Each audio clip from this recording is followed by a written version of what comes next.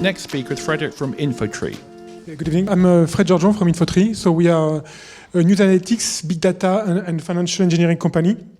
The problem we are trying to solve is pretty much a problem of data, but most of the financial industry is focused on structured data, prices, volumes, volatility, that type of things. What we're trying to do is look at unstructured data, financial unstructured data, precisely because, as everybody knows, there is an exponential amount of data which is created every day. When you look at tweets, when you look at news, when you look at blogs, and there's no standard way to process that data. And basically, whatever you read in 30 minutes, in 1 hour, it's just a tiny drop in the ocean of data. And you quite frankly have limitation in the numbers of languages you can speak. Maybe you want to invest in China, but you don't speak Chinese. You want to invest in Japan, but you don't speak Japanese. So there's always you always have to look at the English or the French press, for instance, here to get insights. So what we're trying to do is to find ways to automatically get insights from any kind of unstructured data. And to do that, we've created FinSense. So FinSense stands for Financial News and Sentiment Screener.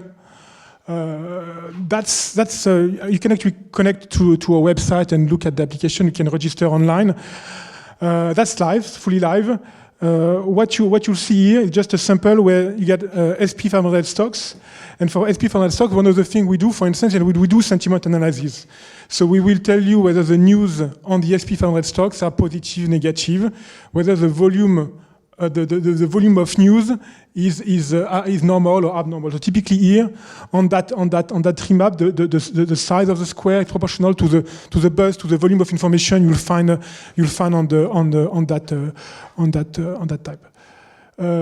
So on the tree map again, very positive news in dark green, very positive news in light green, and the very negative one in dark red. We cover around 40,000 stocks. FX, commodities,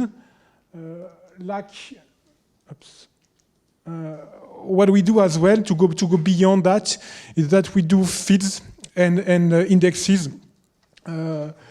We now have in fact close to 15 years of data thanks to some partnership.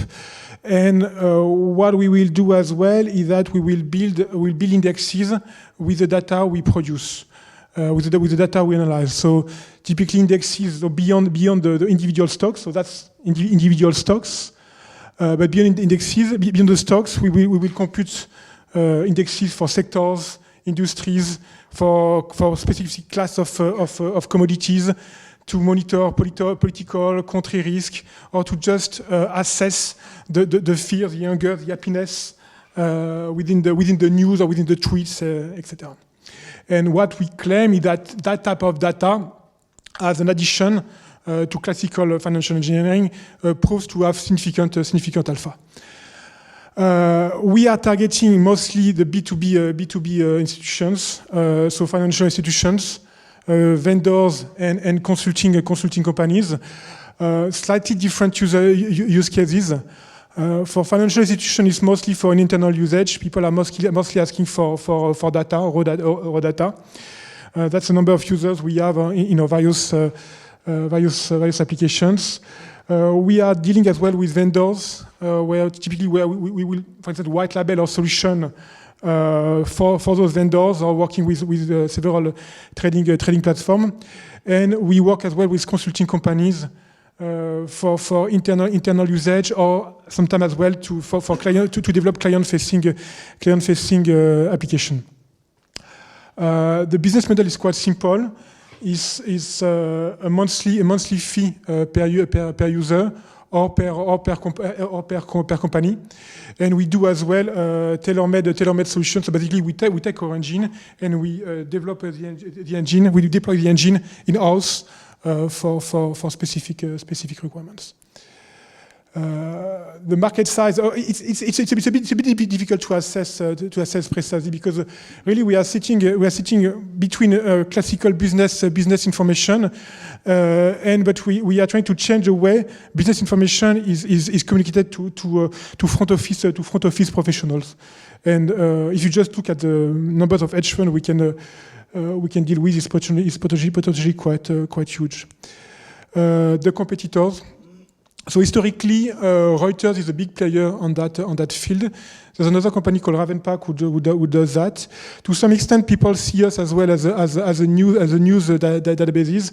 So for the story, Factiva is owned by Dow Jones, and we are now partnering with Dow Jones. So it's just an evidence that there is a changing landscape, and there's a bunch of new players on the social media sentiment space, mostly in US. And mostly focusing on Twitter, but of course, once more the landscape is changing. RP quite strong. So what we really claim we are to be is a multilingual Google indexing engine. So we can index basically any type of content, any structured, any unstructured content. On top of which we apply a big data layer, where we do, for instance, some machine learning, market correlation, and a bit of predictive analytics. And we provide our own visualization, own dashboard, and even some we are working on some mobile application. So we are based. Originally, we came from Singapore. We actually founded the company late 2012 in Singapore. My historical partners were Indian, so we had a development center as well in India, even though actually we are doing development in both sites. And we earlier this year we opened up an office in London, and I'm here actually I'm splitting my time between Singapore and Europe to develop further the European business. That's the milestone very quickly. So like I said, we started late 2012. Did a lot of research of enhancement of our existing backend. We early 2013 we launched the first beta of our application. Started to open our first API, our first real-time APIs with third parties. We spent the rest of the year working on an app we deployed on Bloomberg, and our own web app, our own web dashboard, which went live early 2014. We spent most of the year up to date working on multilingual content, doing a bit of marketing and international development, as I was explaining. We recently signed an agreement with Dow Jones, which is one of the reasons why we now have so much history. And we are working on a V2 of our FinSense platform, which is due to be released early next year, which hopefully should bring us further. I was planning to do a very quick demo just to show you the application. If I can connect, that's just a landing page, and I can actually log in. No, it's not my website. No, my website is working. Anyway, what you can do is just register over there. Drop me an email if ever you need more information. So.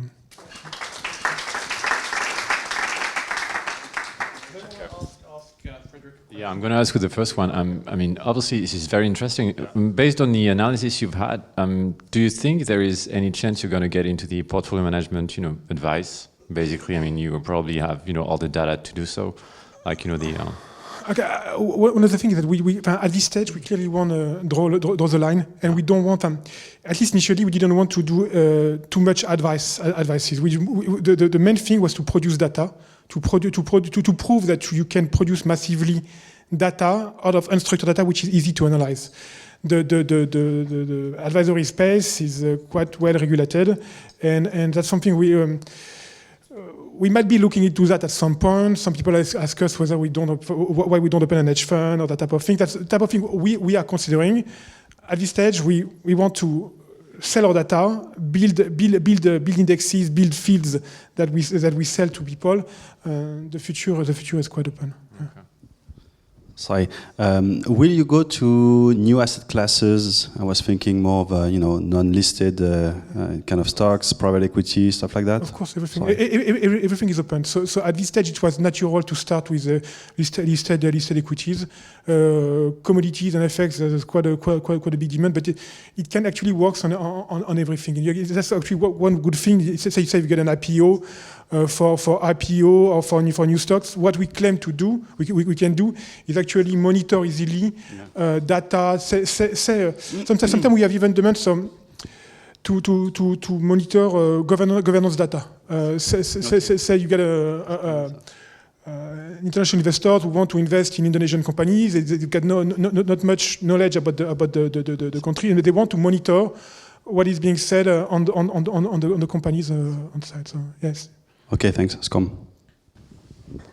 What are the different data sources you analyze? What is? Okay, so we get we get our main crawler, which is an indexing engine just like Google. We crawl natively like 6,000 websites. Okay, we crawl as well Twitter.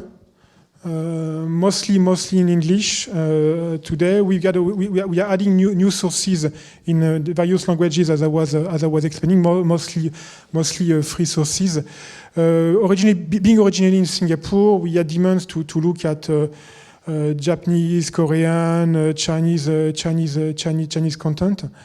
And like I said earlier, we've got an app on Bloomberg. On Bloomberg, we process premium news feed from Bloomberg. So we are really reading on the fly the premium feeds from Bloomberg, which is different from what you get on the free web. We get the same thing with Dow Jones. So in fact, like that, you can multiply the feed. The problem is more to rationalize the feed you get. I mean, create meaningful universe of data for a certain business, a certain application. Otherwise, you're just mixing too much thing, and you don't get value out of it. Frederick, thank you very much. Thank you. Very interesting.